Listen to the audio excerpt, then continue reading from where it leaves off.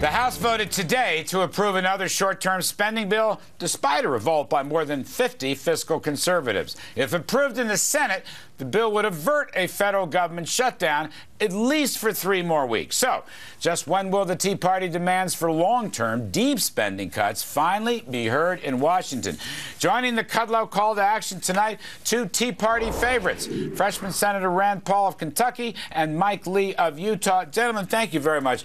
Before we get to the spending agenda, Senator Lee, let me just ask you, Japan. Obviously, everyone's talking about Japan. It is a great friend of the United States. It is a great ally of the United States. It is a counterweight to China, which is not such a great friend to the United States. Do you have a thought on the Japanese situation? Yeah, it's very sad. My heart goes out to them, and I think the thoughts and prayers of millions of Americans go out to them. But I think we can't look at that situation and be as fearful as we can of many other countries in the world that are going through turmoil. In Japan, you've got stable civil society organizations that will step in. You've got a stable government, and you've got democracy in action, and I think we've got every confidence that they're going to be able to rebuild. You know, that's a great point. Senator Paul, let me ask you, it's a free country, number one, unlike, let's say, China, which is not a free country, and a lot of Middle Eastern countries. Number two, they do have stable institutions. Will they recover? Do they need our help, or will they recover on their own? I think they'll recover. I think one of the amazing things about the Japanese people is you saw when they were short of water, queuing up in a long, winding line, everyone standing very calmly and very peacefully for hours waiting for water. I think it's an amazing culture and has the great ability, and I think they will rebound. I'll tell you what I do worry a little bit about, though, is, you know, their debt.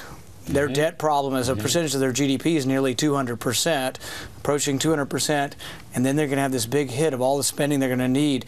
Many people who look at debt crisis problems are saying, you know what, Japan's headed towards a debt crisis. My worry is that all the spending on this crisis, which they have no control over, may well speed up the time of a crisis. On top of a bunch of spending over the last 20 years, it really hasn't worked, like stimulus packages gone awry. Senator Lee, just quickly before we get to our spending, the nuclear reactor business in Japan, the difficulties, does that spell the end of nuclear power in the United States, or will you stay with it? I certainly hope not, and I intend to stay behind nuclear power as a clean, safe form of electric power generation. Look, we can learn from this, we can improve upon it, and I think they will avert disaster over there, and I think we can learn from what's happening there to make our reactors safer. Senator Rand, will you vote for the continuing resolution coming over from the House to the Senate to avert a shutdown? Well, I don't think we should shut down government, but I don't like either the Republican or the Democrat proposal for one main reason. Both of them perpetuate an enormous deficit. The annual deficit for this year will be $1.65 trillion under the Democrats. Under the Republicans, it'll still be $1.55 trillion.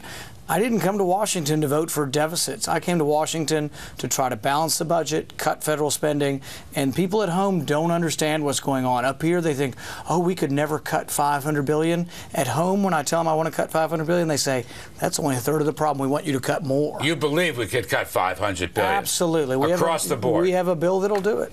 A bill, you co-sponsoring? Are you a co-sponsor with Senator Rand's bill? We're still reviewing it. I support it in principle, and I think we need to explore Senator Paul's bill. Much more aggressive forms of deficit cutting. I mean, look, there are many in this town who want us to think that we face a dichotomy, a binary choice between, on the one hand, a government shutdown, and on the other hand, an annual deficit exceeding $1.5 trillion. That's ridiculous. We have other options on the table. What's the better path? Well, that is the binary option. That is where the debate is. But it shouldn't What's the better path? But it shouldn't be. No, I refuse to buy into the idea that this is a binary choice, and it isn't. There is some place in between those two extremes where the American people would be best served. Senator McConnell looked kindly, I interviewed him yesterday, on your spending limitation idea. Has that got legs? You want to have, what, 18, 20% of GDP for spending? And if they don't get there, sequestration, budget cuts, penalties, oh my gosh. Yes, and 18%. And that's roughly what we take in every year. Over the last 40 or 50 years, the average revenue equals about 18% of gross domestic product in the United States. That's what we ought to be spending, and we ought not be spending more than that. You're nodding your head. Do you agree with that? Well, what I would say is it isn't an either-or situation. You know, it's not a Hobson's choice. It's a false choice. There's something in between. It's not either we spend what they want or we shut it down. What about we spend what we have? We bring in about $200 billion a month. Let's spend what we have. I tell people I'm not against government. I'm all for spending $2.2 trillion. That's what we bring in. Yeah, that's about right. About $3.6 trillion in spending, but we only bring in $2.2 trillion. Are you ready to cut entitlements? Are you ready to reform entitlements? I think the better word is reform. Yes, Mike and I and Senator Graham are going to be introducing in the next week or two Social Security reform, which will fix it in perpetuity. How will you do that, Senator Lee? You're co-sponsoring with Senator Paul. Well, how we will reform entitlements will depend to a significant degree on how far the president's willing to lead out on this. We desperately need presidential leadership. So far, what we've had from the president is radio silence. We need him to weigh in. Right now, we're pushing forward with binding Congress, tying Congress's hands and forcing it to balance its budget, which will in turn bring about the necessary entitlement reform and other aspects of spending reform. Is there a switch and bait game going on? I mean, politically, it's very important. The White House, sometimes the president says he wants to reform entitlements. You guys come up with some sensible proposals to reform entitlements, and you get whack-a-mole in the next election. I call that bait and switch. What do you call it? Well, I just call it an abdication of leadership. I don't think he wants to lead. I don't think he is willing to lead. And the thing is I think we can have leaders within Congress who boldly say, this is how we fix Social Security, this is how we fix Medicare, and this is how we fix the budget.